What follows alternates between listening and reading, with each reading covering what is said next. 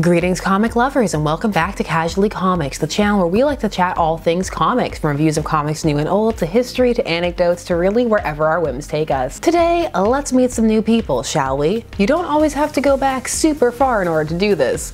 Although I suppose I should add the caveat at the time of this recording, because eventually, all things will be super far back. Existential dread. We're going back to the millennium to meet a character introduced via retcon, in a way that was meant to make it seem like he'd been there from the start. And it actually works. I'm Sasha and we're going to talk about the Sentry, a character with an intriguing origin who could have vanished forever but ended up being folded into the Marvel Universe. Is that a good thing or a bad thing? You decide. And while you're deciding, please of course subscribe and leave me a comment. I love talking to you guys. Join the party, become part of the Casually Comics Club. We don't have jackets, but we do have inside jokes. The Sentry first appeared in the year 2000 in a self-titled miniseries conceived of for Marvel's Marvel Knights line. The Sentry was conceived of as an over-the-hill guy who was struggling with addiction, but he would morph into something else as well when it was proposed that his story should be folded into the Marvel Universe. So enough build-up. Let's meet the Sentry. Written by Paul Jenkins with art by Jay Lee. The comic opens with our protagonist bursting awake from what appears to be a nightmare, with a narration box proclaiming he's back. Which, remember that, it's going to be important on a couple of levels later on. Keep it in your mind. It wasn't just your imagination. Hey, second person narration. Rare and hard to pull off. Let's see how they do. It was real. You know it.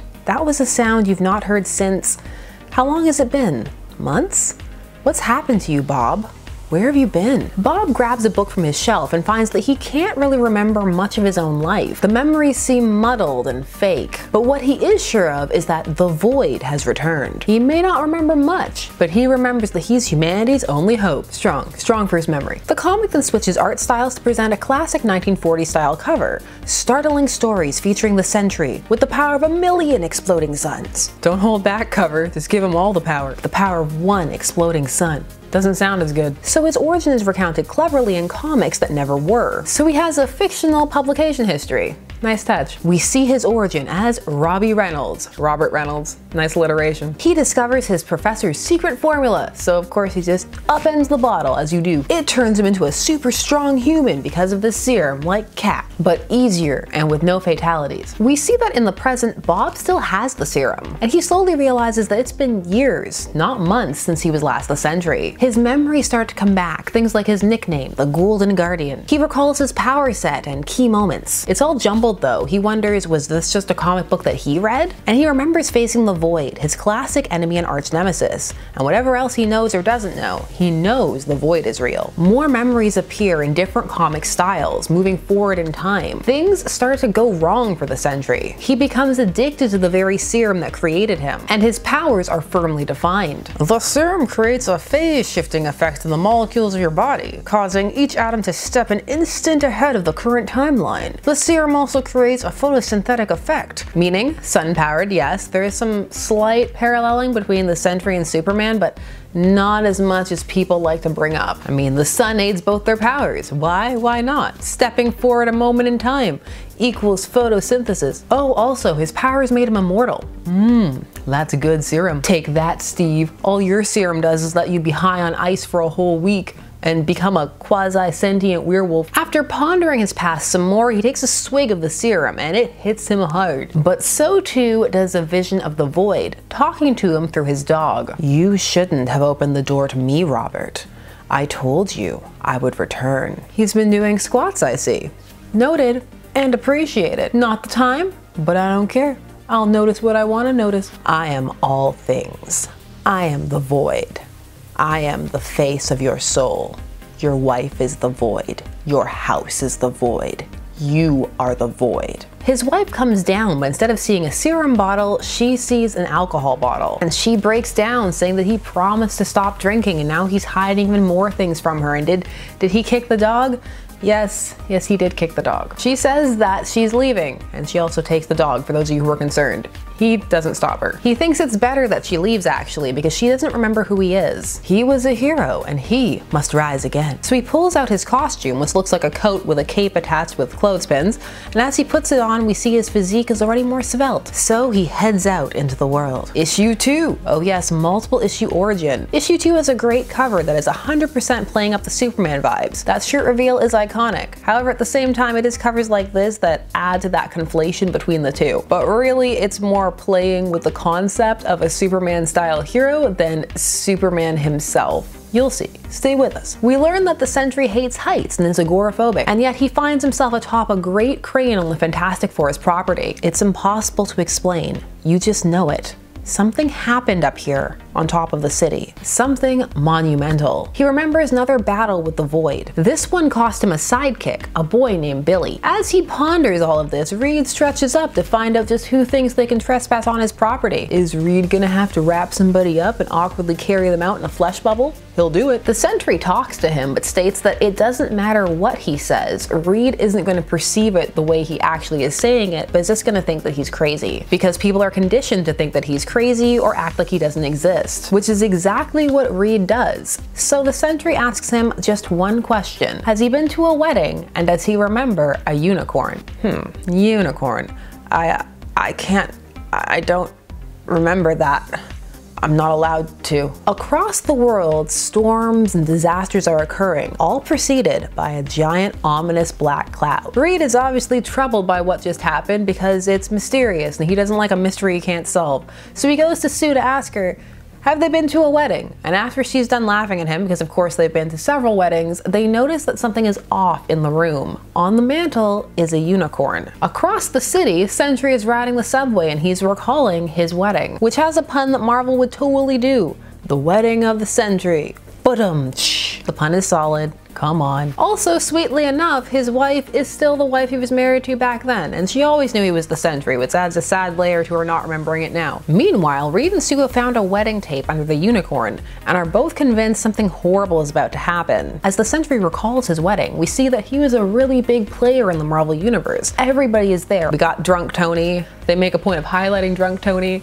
Kind of uncomfortable. We got Thor, we've got the Fantastic Four. Reed is his best man because it turns out that Reed was his best friend. Well, I mean, there's a life choice for you. Sorry, this isn't about Reed. I know. The unicorn was a gift the Sentry gave him for being his best man. You are a hero. You want to scream it, but no one would believe you. However, as time goes on, he is now starting to develop a literal golden glow, particularly around the eyes. Nervously, at the Fantastic Four headquarters, they decide to play the tape, and on it is a very dramatic looking Reed. If you found the tape and you are watching this message, then we're all as good as dead. Issue 3. Slowly the Sentries begin to look more heroic, and the details of his costume are starting to manifest. Also Spidey and a gargoyle. Hard to go wrong with that. Hard, but not impossible. But it's working here though. For some, I know the shading and lighting will make this feel muddy and off-putting though. Everything's changing.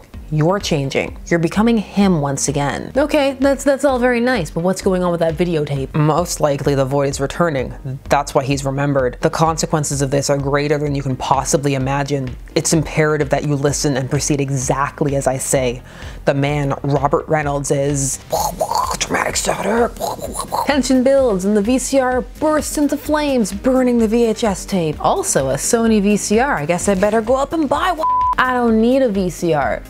Not anymore. The Sentry is traveling, trying to find allies for his future fight against the Void, which he knows is coming. He finds the Hulk, who remembers him as Golden Man and vows to help, and the entire time he's manifesting more and more powers, such as excessive strength. Reed, meanwhile, can't let a mystery lie. He knows that something's wrong, he can feel it. Voice and video analysis confirm that Reynolds is who he says he is, but his social security number belongs to a man who died years ago. Reed begins to dig deep into his records and is forced to acknowledge something that he hasn't acknowledged for a long time.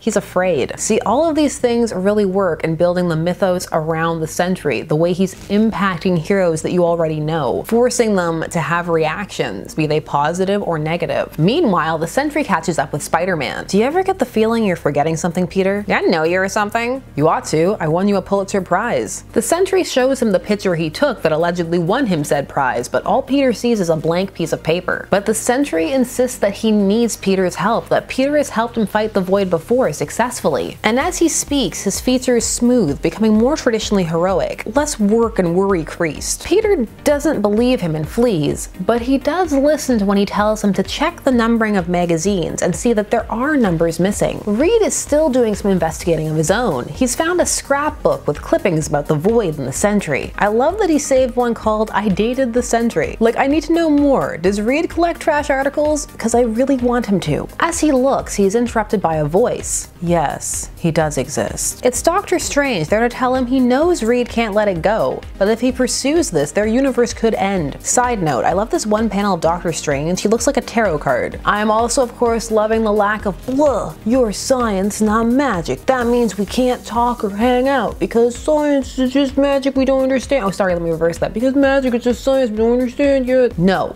Embrace people with different skill sets. Even though deep down, we know that if Reed ends up looking down on Doctor Strange, it's because he looks down on everybody. Fun fact, Reed Richards of the 616 is like the one good Reed of the multiverse. Not the only one, but he definitely stands out. They're naturally inclined to villainy, I'm telling you. Issue 4 is a strange cover to me. At least, I don't know, the proportions of it are disconcerting to me, as are the white eyes of all the heroes. It feels like it's referencing something, but I'm not familiar with what. Please, if you know, let me know. I want to learn all the new things. That's impossible to say without sounding like a dork, but it's 100% true. Doctor Strange tells Reed that he must forget the Sentry, but Reed can't accept that, so Doctor Strange shows him an incident from their past. It's now or never, Stephen. I'm so exhausted, I can barely think. Before I activate the machine, I want you to make me a promise. I will do as I can. What is it? The Sentry. If we ever remember him, in the name of all humanity, promise me you'll do whatever you can to make us forget. So Doctor Strange made the VCR explode. I love that he has so many abilities and he basically panicked, was like, ah, fire, burn it all down. Always an acceptable reaction. The Sentry is gathering more people to him, getting in touch with Xavier to tell him the Void is coming. Peter, meanwhile, is investigating those magazines, looking for that missing number, 743. And when he asks Robbie about it, he's told that it's not allowed to exist. This kind of jogs his memory, and he realizes that he's been staring at it the entire time, that it is indeed his picture, and that the Sentry does exist. The Sentry, meanwhile, is talking to Tony. What happened, Tony? Why did they do it? Tony remembers him pretty quickly. As the veil is lifted, people are having an easier and easier time recalling the Sentry, even if they can't bring up all the details. Also, his costume is beginning to emerge more and more. We're approaching that golden suit, even though it's faded. You want to remember Sentry, but you can't. Something happened. It was something bad. A memory emerges, the Sentry being confronted by the Earth's mightiest heroes. Called out by all of them, except for Tony, because he knows what it's like to be called out. The Sentry tries to call them out, saying he's been doing this longer than anyone. He knows the difference between right and wrong. He's right, Robert. You've been relying more and more on the serum of late. Can you honestly say that isn't true? The Sentry pleads with them, saying that he has a plan. It's going to stop the Void for good. But Reed talks to him with words that he's actually been repeating to himself throughout these issues. Counteract the poison for the sake of mankind. So the Sentry remembers agreeing that he had to die. Tony doesn't remember more, he can't, and the Sentry starts to find himself getting frustrated, almost angry. As he ponders what he's missing, what could be this last piece, his costume fully coalesces. Drawn to it like a beacon at the edge of Manhattan, he finds his watchtower. That is some impressive masking, because that is no giant T-shaped building. That is the Eye of Sauron directly in the center of your neighborhood. It's a good thing people can't remember, because if they could, they'd complain. Issue 5 is a cover that exists. This one isn't for me. The Sentry is fairly hidden, and the heroes are just awkwardly gazing off into the middle distance. For me, the lightning draws my eye more than any of the characters. So issue 5 cover, not my fave, just putting it out there. Act 5, the betrayal. He goes to talk to his AI, a computer named Clock, to try and determine what happened. It can't tell him though. It says it's been infected with a virus, and a blocking device has been installed. But the Sentry can tell it's trying to fight it just a little bit. Clock, do you remember the last time you saw me? Of course, sir. Who was present? You were, sir. Can you access the last order given to you before the device was activated? Yes, I am forbidden. It doesn't matter. Who gave that order? That order was given by Reed Richards. The Sentry finds the device and manages to dismantle it, and just like that, like a fog lifting, people remember the Sentry. All of his posters that were on people's walls reappear. His sidekick, who was very badly injured in that fight, remembers who he is and decides he's gonna go join the fray. Slowly but surely, those memories begin to return, although for some people they're still not fully there. and that includes the Sentry. The Sentry remembers his death, which is paneled like the iconic death of Superman's shot, with the flag flying in the air. See, it's panels like this that keep inviting that Superman comparison, but really the shot doesn't need to be paneled like that, except that it's saying that, oh, see, he's that type of hero. He's supposed to be from this era. He's supposed to be the first for Marvel, but they didn't have that, so we need to do something equivalent, which would be DC Superman. It's not really needed. Not at this point in the Sentry's history, at least. And really, it could have done without it, because those discussions distract from the more interesting parts of the Sentry's story. Case in point, he remembers also his funeral and the fact that Reed gave a really awful eulogy where he said terrible things about him, where he called him a traitor, said that he ran illegal drug rings and that he killed because he could. Also that he was only being a hero to finance his own addictions. Harsh. The Sentry is obviously enraged by the betrayal of his best friend, and he can't fully understand it. He goes to visit his wife, who now remembers him, and we learn that there are some consistencies, such as his agoraphobia, and it's implied his addiction. But as they talk and reprofess their love, who should reappear but the Void? I told you I'd come back, Robert, as you always knew deep inside your soul I would. The Void releases his wife, Linda, but not before telling her that he has a message for the Sentry, that he needs to look inside himself, that he knows the answer, that he always has. So it is that the Sentry calls all his allies together to fight the Void. And they come, even Reed, who remembers some, but not all. But the Sentry has other concerns. But there's one thing you're a lot less certain about. It's a terrible doubt. It keeps playing over and over in your mind. What if you're not really a hero? And so the first series encountering the Sentry ended, with them all gathered to await the Void. The conclusion of this arc and what exactly was going on would get its own separate comic, Sentry/Void or Sentry vs. Void, which also had an extremely spoilerific cover in retrospect, so I'm going to show that to you in a bit. It would come after a series of crossovers between other Marvel characters, further establishing the Sentry inside the Marvel Universe. This last comic would provide a big reveal that was, well laid out. It was laid out from the beginning, and for some obvious, but for others was a complete surprise. Are you ready?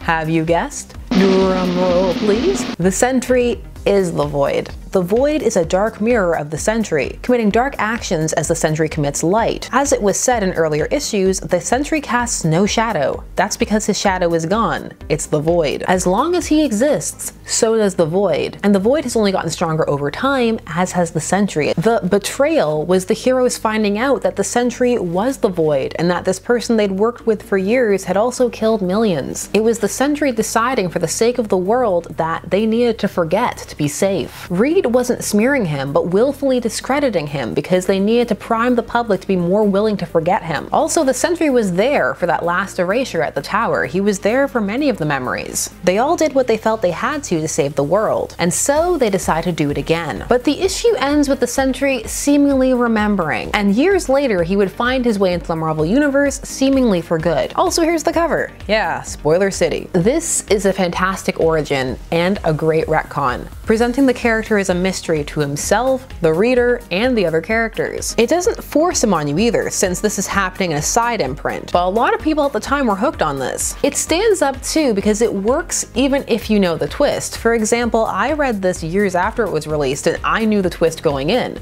but it was still a solid read. Some stories completely fall down or lose repeat value once you know the ending, but this is a solid story. There are a lot of visceral feelings and complex themes, so you can just read it differently once you know they are one and the same. The Sentry presents a conundrum, a hero who is his own nemesis, a hero who is genuinely dangerous, but not because he's baseline a bad person, and a hero who is viewed as pristine yet flawed, but not in a cynical way, in a very fallible way, with addiction and fears. Those are the most compelling parts of the Sentry, the human parts. The powers they're gonna get real OP, overpowered, out of control. It's gonna get a little ridiculous. The story is also interestingly written. You/the second person is distinct. It's meant to draw you in, place you in a more personal space while also separating you from the character a bit. So simultaneously closer, yet more distant. You don't have that feeling of omnipotence that comes with third person. That distance isn't fully there, nor do you have that second skin or complete removal that tends to come with first person, depending on whether you like the character or not. This works narratively as it distracts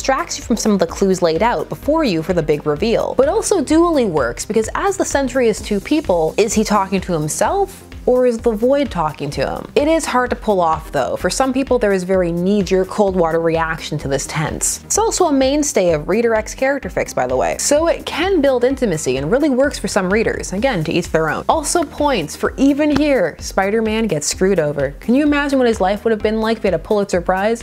Probably still not perfect because he's Peter, but it might have been better. So potentially unpopular opinion. I would have been happy if this had been the only appearance of the Sentry, an enclosed series of a tragic hero who ultimately made the most heroic sacrifice of all. There have been fun and decent Sentry stories since, but he's so powerful that tends to, well, overpower a lot of the narrative. When that aspect is brought into the story, he can skew the scale and the scope of problems required. Conversely though, there was some interesting stuff done with his relationship with the Void, but sometimes it feels like he doesn't fully fit and like he might fare better outside of Marvel canon slightly. That's just what I think though. What do you think of the Sentry? Is he just Superman on drugs to you? Short-haired Sentry versus long-haired Sentry. Plus your favorite retcon. Let me know down below. And while you're down there, please do all of the YouTube things. Like, share, comment, subscribe, and hit that bell notification so that you never miss a vid. I'm Sasha, and thanks so much for taking some time out of your day to watch Casually Comics. I always appreciate it, and I'll see you guys again soon. Bye-bye.